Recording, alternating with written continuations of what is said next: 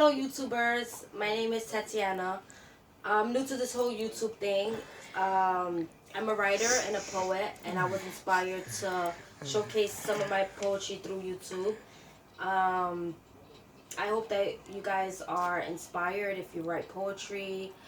I will be posting more videos in the weeks coming up, but I just wanted to start with this poem that I wrote. I wrote this poem on the 12th of this month. I like to write about things that I'm passionate about and things that intrigue me and that's going on in the world. So I decided to write a poem about racism and all the racial injustice that's going on in the world today. So I hope you guys like my poetry, and I hope you guys subscribe and like my page. Why today, in a world where society is hurting the most, we choose to evaluate someone's worth by the color of their skin? In a world where we survived some of the most horrific tragedies together, choose to ignore the pain we felt together as a nation because our skin tone differs from one another. I'm not writing this poem as a race poem, but a poem about tragedies and triumphs, and the vain people choosing to only see color and how to value or respect one another. Look back at the times through the decades when Martin Luther King made that iconic speech, when Harvey Milk stood up to politics and his effort for gay rights and equality, or when Rosa Parks refused to get up from that seat because she felt she deserved that seat just as much as the person sitting next to her. Or Anne Frank, in a time where her life and her family's life was uncertain, and the massive amount of fear she must have felt in her heart, through all that she held that pen to that paper and wrote down her final days, where most of us would have given up. Or President Obama, growing up and looking at all the presidents before his time and not seeing one man that looked like him, but still striving and believing he could still be the president in efforts to spread hope and love in a world of pain. My point is, if all you see is the color of that person's skin and not the message of courage and hope and triumph they were spreading, then you have undermined their cause and want for change. But most of all, you have done an injustice for yourself to rather choose ignorance and hate above history's most groundbreaking moments that set the groundwork for us young people to walk down a path a little more smoother than those men and women did.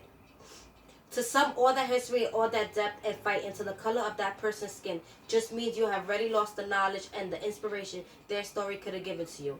Whether it's an iconic person or someone standing right beside you. When I look at people through my eyes, all races and all colors, I'm not trying to look at their outer core. I'm trying to get into their minds, hear their stories. I am always fascinated with every human being because we all hold stories, sometimes the same and sometimes different from one another. But my eagerness and fascination with that alone gets me to see beyond color.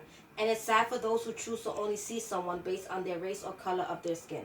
Because I know they have lost the opportunity to relive, relate, and appreciate another person's different path, different struggles, and different story. It's these same experiences that keep the world moving. And for that person who holds hate in their heart, the world must be at a standstill at your feet. Because if you are not connecting, relating, or intrigued by different cultures and races, then you are just stuck in a time of loneliness, segregation, and most of all, sadness. And if the color of that person sitting next to you is worth all that emotion, then I shall not hate or judge you, but I shall pray for you. Because all that hate and despair must be so heavy on your heart. And it's the vain and hate in you that is causing you that heavy heart. The color of our skin we cannot change because we were born this way. But we could try and change all this hate with love and positivity, because that is the act of our heart, not the color of our skin. My message is simple. Let's not undermine and underappreciate each other or future activists, rebels, and anyone who wants to stand against the grain, to fight for what's right and for what they believe in. We owe them just like we owe the iconic people who paved the way for us. We shall respect and not belittle or demolish their fight for justice, all because of the color of their skin.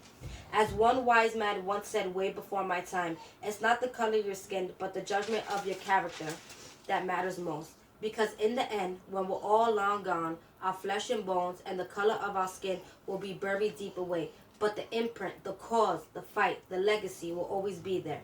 And that's far more than the eyes can see. And that should be treasured forever. To anyone out there who likes to write, let your voice be heard. Don't let anyone silence your words. I believe we can spark change through words, and I hope this poem is the proof. We may not be celebrities, but it's important to know that everybody's voice matters. If you're a writer like me, writing poetry in your room like I do, write about something that brings passion to you. Writing for me is what keeps me feeling alive. And to those young women out there, let's stop showing our bodies and start using our voices. I write to inspire and to light that fuse that can change the world, hopefully. Don't let anyone tell you your voice doesn't count. Whether you're black, white, Asian, Mexican, Puerto Rican, everyone has a story to be told. The only question is who will listen. From my pen and paper to your hearts, this has been a poem from my soul. Stay blessed, stay humble, but most of all, stay writing, because a few words one day can help change the world. Thank you.